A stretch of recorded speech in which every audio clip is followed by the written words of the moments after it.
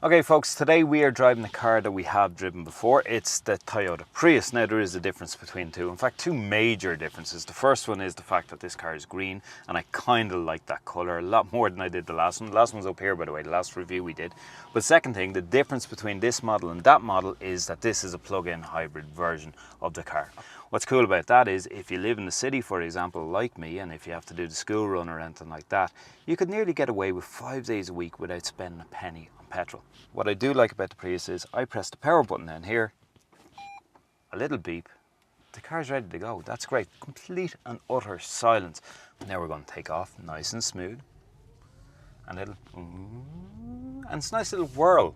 Now, this car here is powered by two kind of engines. Okay, first off, we have got a 1.8 litre 96 horsepower engine inside here. It's petrol, that's fine. And then on top of that, you got the battery. And all in, what you're going to get from this car is 120 brake horsepower, okay? Which is not bad. I suppose this car is never supposed to be driven wildly. This car is all about saving the world, man, more trees, man, things like that. But it's also about good fuel consumption and everything that goes with it as well. In terms of driving the car itself, right, at low speeds, it's refined enough. It's not the most refined car I've ever heard. There is a lot of road noise, and I would have complained about that about the original Prius that we tested there about a year ago or thereabouts, okay?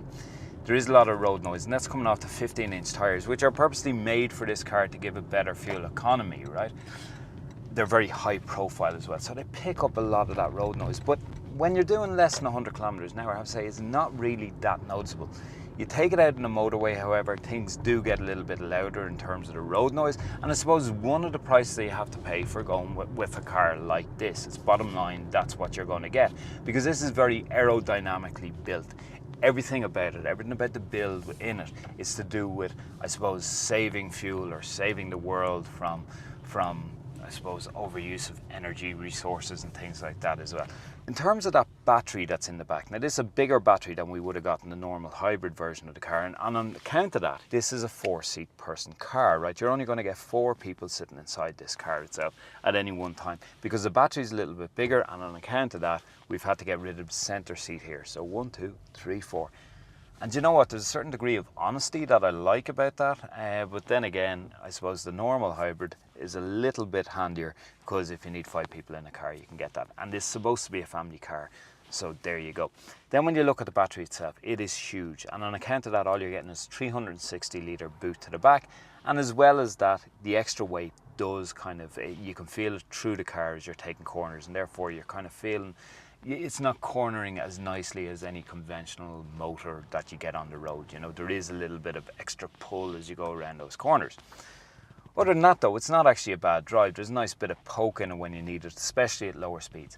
Now when you're on the motorway, however, there is a point where you kind of get frustrated with CVT box that's going on. By the way, I very much like where they position the gear stick here itself, but the CVT box in it does come a little bit annoying when you're trying to, let's say, get from 80 kilometers an hour up to 120 on a motorway. And once again, if you're doing it steadily, things are generally okay, but if you put the foot down, you really hear that CVT kind of lag kicking into the car, and you can feel the car calling out to change fake gear.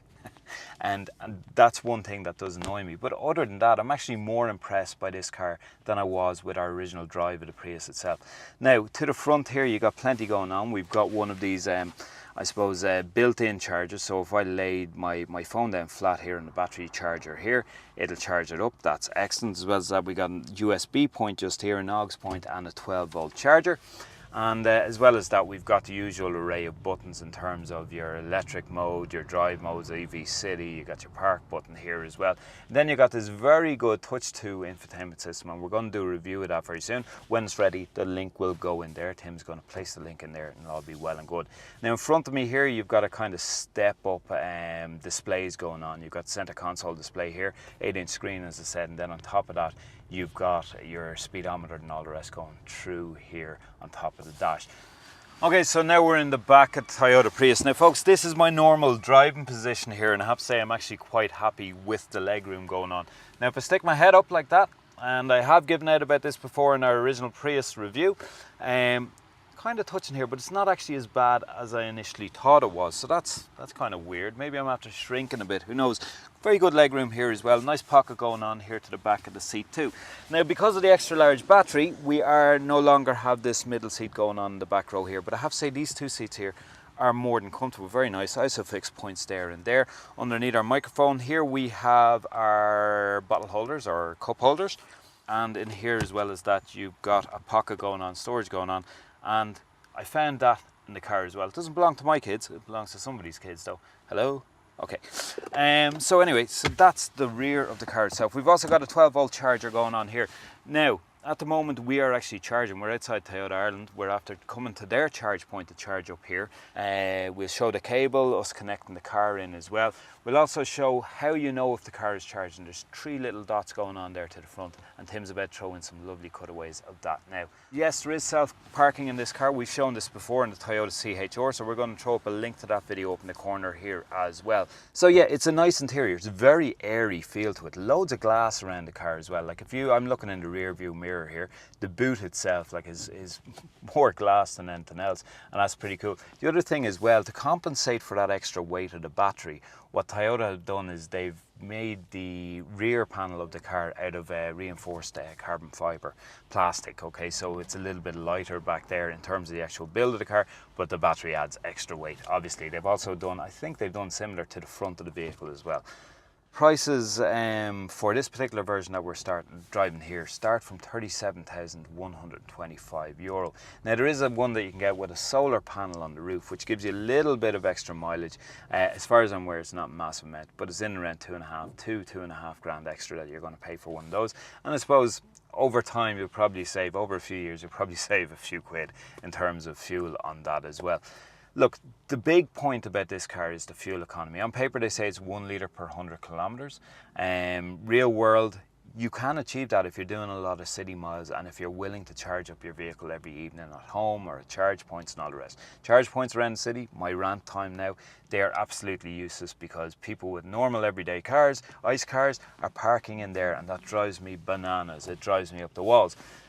All in though, yeah, I'm a lot more impressed by this than I was by the original version of the car.